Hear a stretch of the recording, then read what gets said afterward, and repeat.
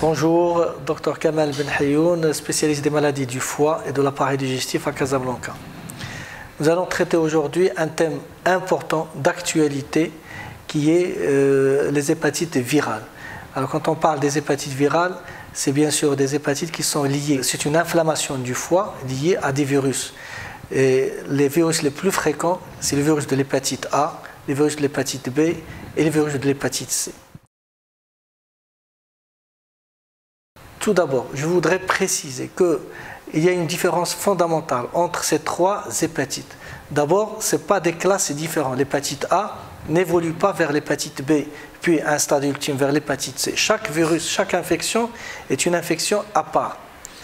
Deuxièmement, grande différence, très importante, c'est que l'hépatite A se transmet par voie orale, par voie orofécale. C'est-à-dire c'est quelque chose qu'on va manger en général. Ce sont les fruits de mer. Par contre, l'hépatite B et l'hépatite C, ce sont des affections à transmission parentérale. Pour l'hépatite B, c'est surtout la voie sexuelle et la voie sanguine.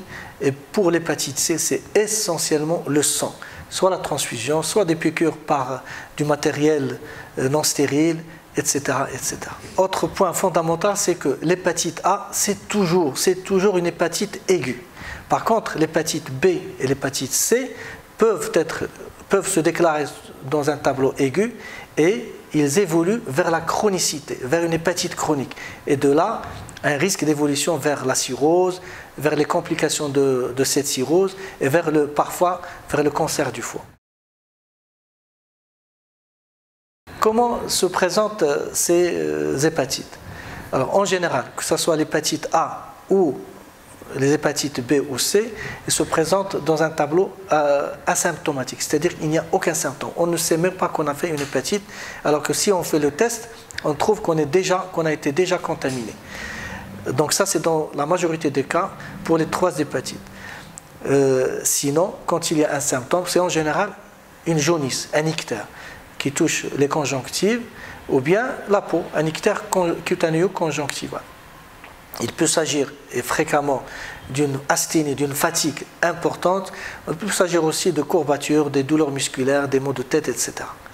Alors, quand la maladie se déclare déjà dans un tableau évolué, c'est-à-dire comme l'évolution elle est souvent asymptomatique sournoise, elle peut se déclarer dans un tableau de complications.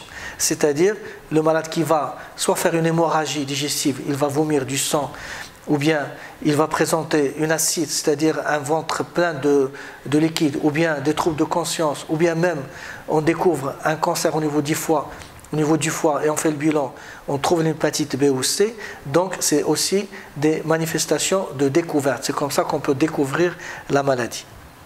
Alors, une fois qu'on a devant nous un malade atteint, généralement d'une hépatite chronique, puisque l'hépatite A, en général, ça touche les enfants, les sujets jeunes, ils font une hépatite aiguë, soit déclarée ou non déclarée, et ils guérissent à tous les coups. Donc, on a souvent devant nous une hépatite chronique, liée soit à une hépatite B ou une hépatite C. Alors, quand on a ce patient devant soi, il y a deux ou trois choses à faire. Premièrement, il faut qu'on rassure le patient. Une fois cette hépatite diagnostiquée, ça ne veut pas dire que c'est la fin du monde.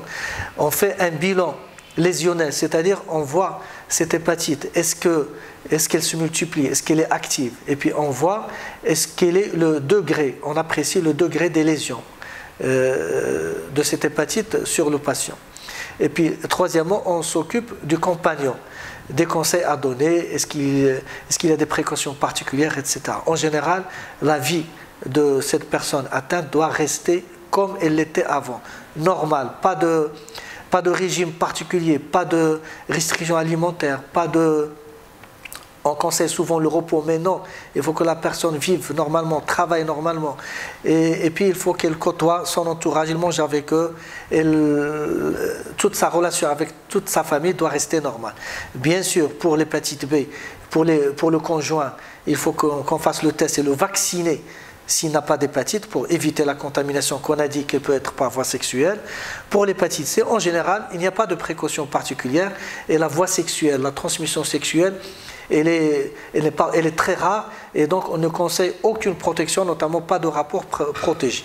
Et par exemple, la grossesse et tout ça peut se dérouler normalement.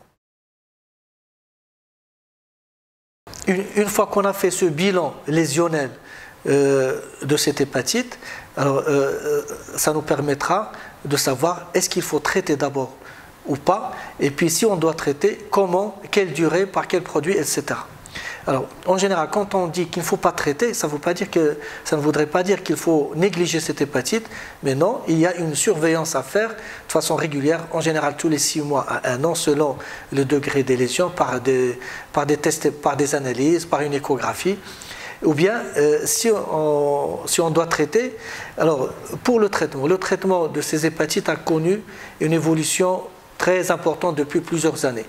Pour l'hépatite B, il y a plusieurs molécules, plusieurs produits qui peuvent être utilisés, et en général, quand on démarre un traitement, il faut bien peser l'indication, c'est-à-dire est-ce qu'il faut traiter ou pas.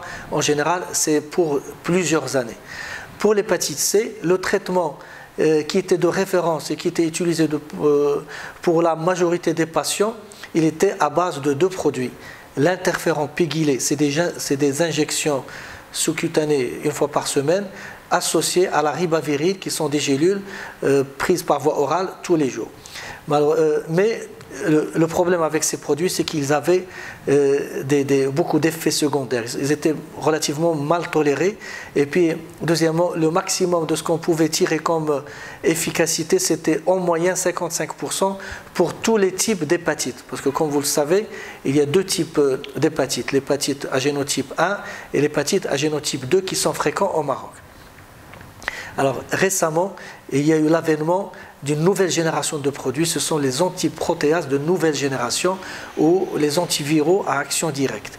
C'est vraiment une révolution parce que ces produits, non seulement ils sont très efficaces, plus de 90% des cas de succès, ils sont très bien tolérés et pendant des durées extrêmement courtes, 3 mois à 6 mois au maximum, on parle même des durées encore beaucoup plus courtes. Et en plus de tout ça, c'est que dernièrement, l'industrie marocaine a permis de développer un produit qui est marocain à 100% et qui a un prix extrêmement accessible et en plus il est remboursé par les mutuelles marocaines. Et donc le problème du coût, de l'accès au traitement, de l'efficacité ne se posera plus et on assistera à une première dans l'histoire de la médecine, c'est la guérison d'une maladie avec des médicaments efficaces, très bien tolérés et peu coûteux.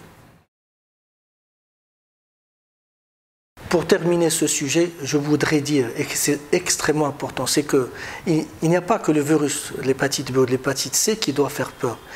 En plus de ça, il faut absolument corriger le comportement alimentaire. Il faut corriger, il faut lutter contre l'obésité, le surpoids, que sont de très mauvais facteurs contre la réponse au traitement et ils sont des facteurs aggravants de l'hépatite. Il faut bannir l'utilisation du tabac et de l'alcool. Il faut qu'il y ait une activité physique soutenue régulière et un comportement alimentaire pour lutter contre le diabète, contre l'excès pondéral qui sont des facteurs de morbidité et de mauvaise réponse pour le traitement. Donc, une bonne hygiène de vie. Et merci.